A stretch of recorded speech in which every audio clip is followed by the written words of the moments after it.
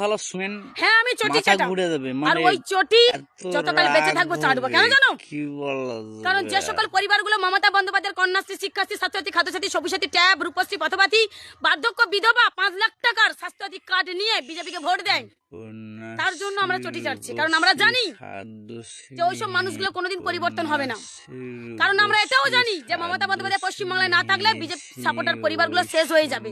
দুবেলা দুমুঠো খেতেই পাবে না মমতা বন্দ্যোপাধ্যায় না থাকলে। শুধু ওদের কথা ভেবে এই মাগি, এই কি বললি? বিজেপি সাপোর্টাররা দুমুঠো না খেয়ে মারা যাবে?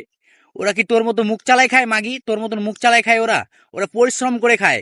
আর তুই পা চাটবি না চটি চাটবি? কি চাটবি? তুই চাট, তোর অভ্যেস আছে চাটার।